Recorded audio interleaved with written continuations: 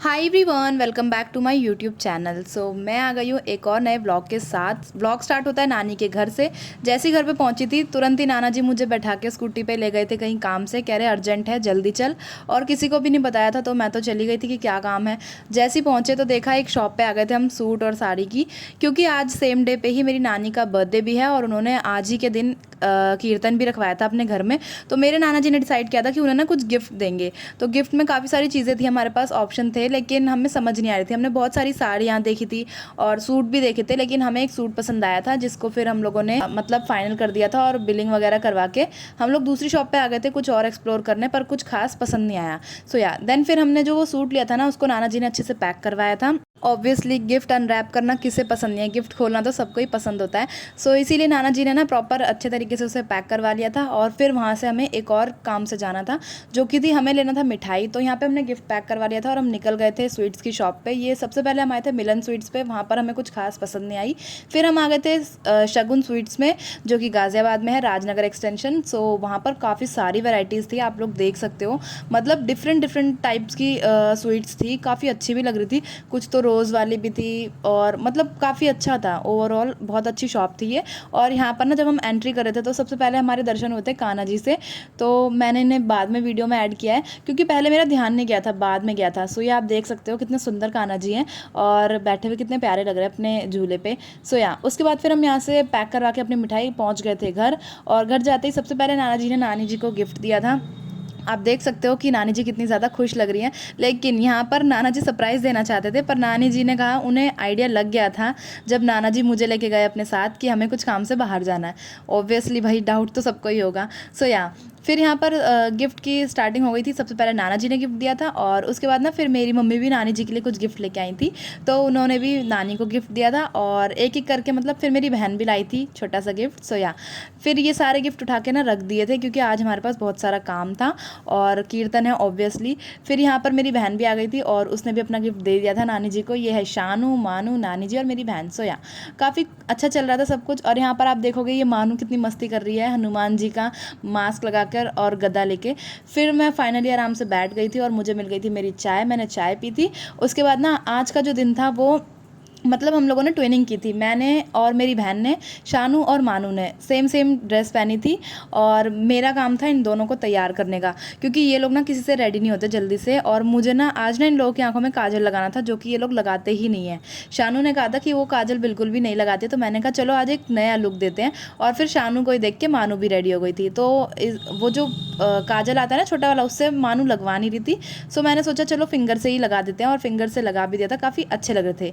ये है मीठी और शानू। ये देखो कैमरे को देख के कैसे एंजॉय कर रहे हैं, मस्ती करते रहते हैं। जहाँ इन लोगों को कैमरा ओपन दिख गया मेरा, तो ये देखो इनकी स्टार्टिंग हो गई। ये आ गए हैं देव महाराज, जो कि हर किसी के साथ मतलब एडजस्ट हो जाते हैं। ये देखो अपनी मस्ती में लगे रहते हैं, कैमरे को देख के गेम खेलना इन लोगों का पर्सनली फेवरेट काम है।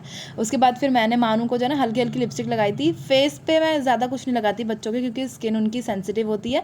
बस मैंने आइज़ पे काजल लगा लिया था और थोड़ी सी लिपस्टिक लगा दी थी। सो या क्योंकि इन लोगों को बहुत पसंद है। और ये देखो खेलते खेलते मुझे ही गिरा दिया।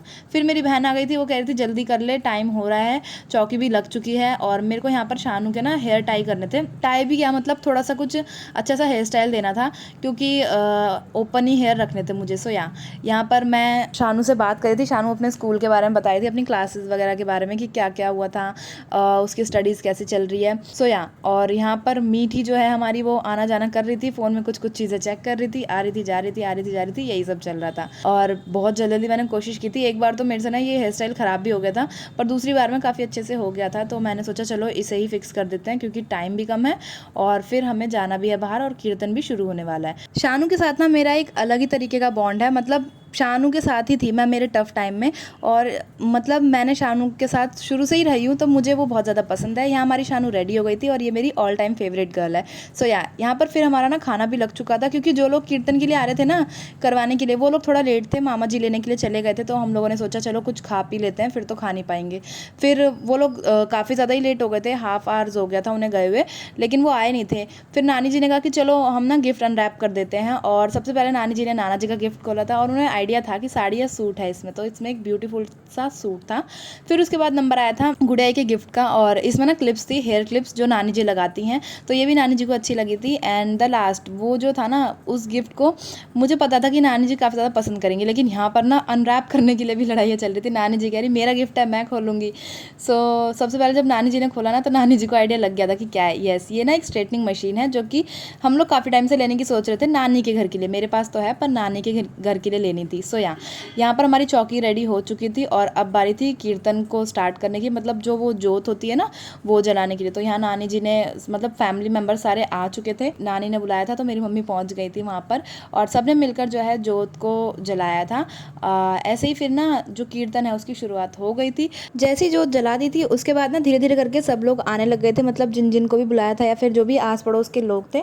और यहाँ पर आप देख सकते हो कि ये जोत जो है जला दी गई है, और यहीं से होती है हमारे कीर्तन की शुरुआत। सो धीरे धीरे करके ना सब लोग ही इकट्ठा हो चुके थे, और यहाँ से अब आपको गानों की भी थोड़ी बहुत आवाज़ सुनाई देने लग जाएगी, मतलब बीच में मैं कहीं ऐड कर दूँगी। सबसे पहले सभी को लगाया था टीका, और फिर नानी जी ने ना एक एक करके सबके ही लगा दिया था, जो भी लोग आए हुए थे, जो फैमिली मेम्बर्स थे या जो बाहर से भी आए हुए थे। ये है हमारे प्यारे से कान्हा जी, जो कि यहीं पर ही एक आंटी थी, उनके कान्हा जी थे, और ये बहुत ज़्यादा सुंदर थे, मतलब रियल लाइफ में अगर आप देखते तो भी। सो वीडियो काफ़ी ज़्यादा लॉन्ग हो जाती है, तो उन्हें शॉर्ट करना पड़ता है। यहाँ पर नानी जी ने मेरे भी टीका लगाया था, और एक एक करके सबके लगा दिया था, और कीर्तन की आखिरकार शुरुआत हो ही गई थी, तो गाने बजाने शुरू हो गए थे। तो चलो आप भी सुनो।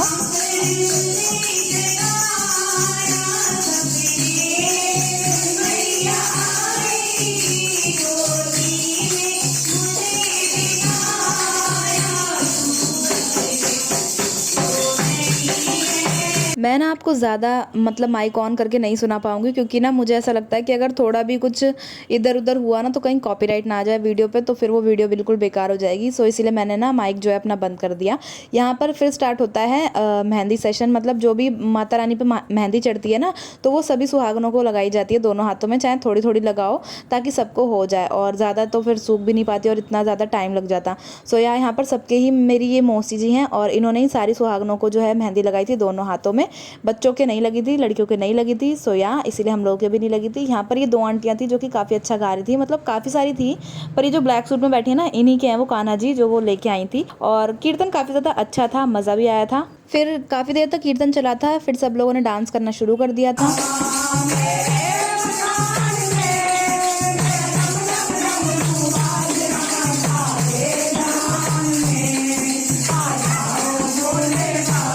फिर वो चला था आरती का टाइम, क्योंकि काफ़ी देर तक कीर्तन हुआ था।